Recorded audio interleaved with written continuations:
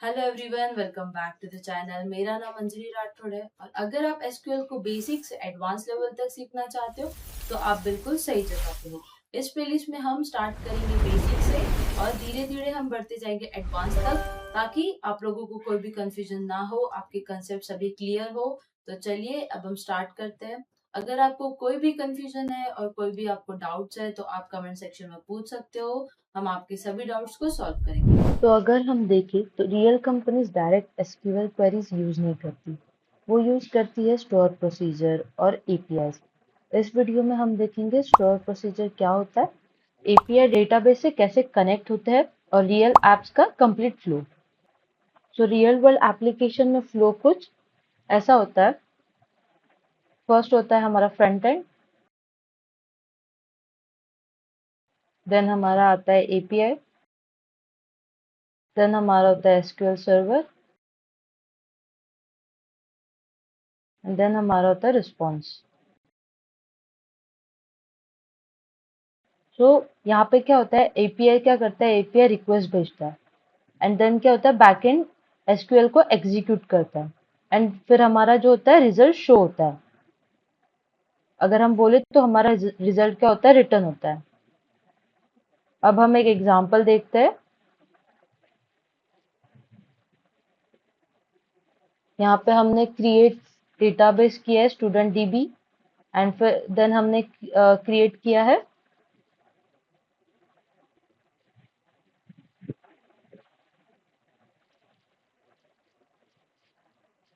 एक table, create किया है हमने create table student and then हमने इसमें इंसर्ट किया है डेटा।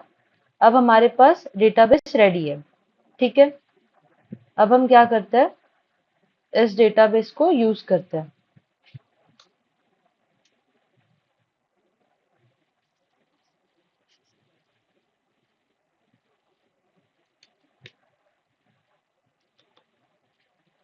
यूज स्टूडेंट डीबी, ठीक है। अब हमें इसे करना है एग्जीक्यूट। अब जो है हमारा डेटाबेस हमारे पास रेडी है। अब हम क्या करते हैं, स्टोर प्रोसीजर पे काम करते हैं। तो स्टोर प्रोसीजर एक प्री रिटन एसक्यूएल ब्लॉक है। बार बार हमें सेम क्वेरी लिखने की जरूरत नहीं होती है, ये हमारा प्री रिटन होता है, मतलब reusable plus secure plus fast.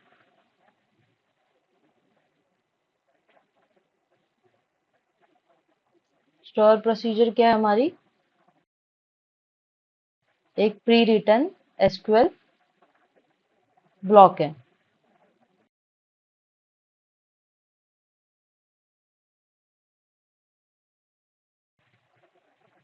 Okay, तो अब हम क्या करते हैं, हमारी स्टोर प्रोसीजर को क्रिएट करते हैं। तो अब हम यहाँ पे create procedure gate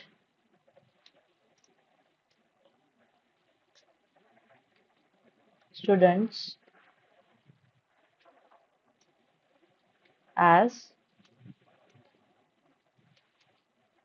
begin and then select star from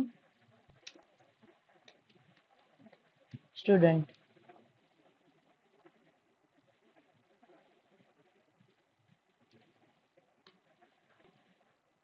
end.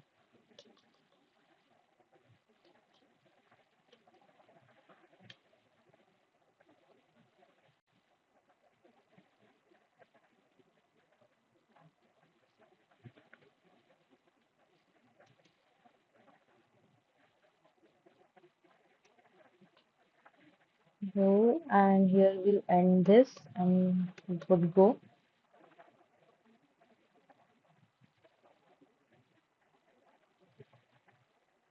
अब हम इसे रन करते हैं।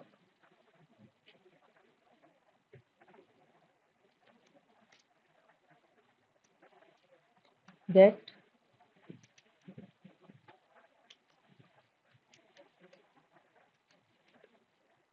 students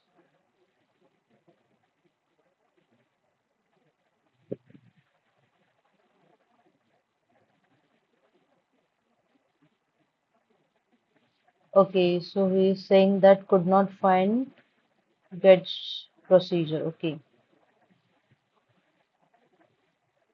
now I think he will be fine. Okay, सी तो ये हमारा रन करने का रह गया था गेट प्रोसीजर, तो इसलिए हमें वो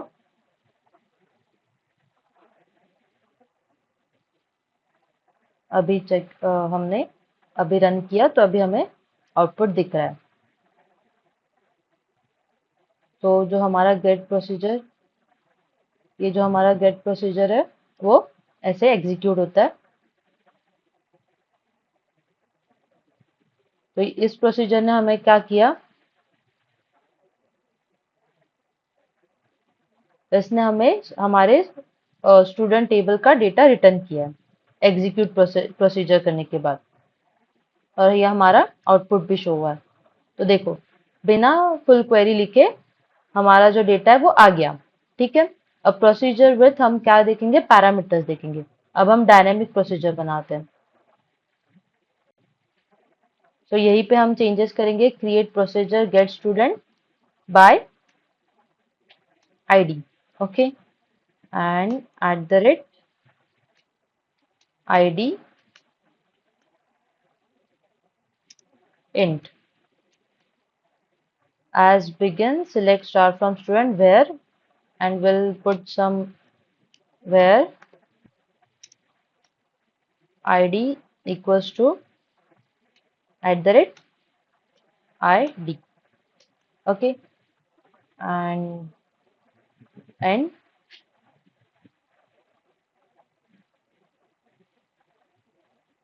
एंड हमारी जो एग्जीक्यूट की कमांड है वो कैसी रहेगी, get student by ID space 1, okay. तो फर्स्ट हम क्रिएट प्रोसीजर को रन करते हैं,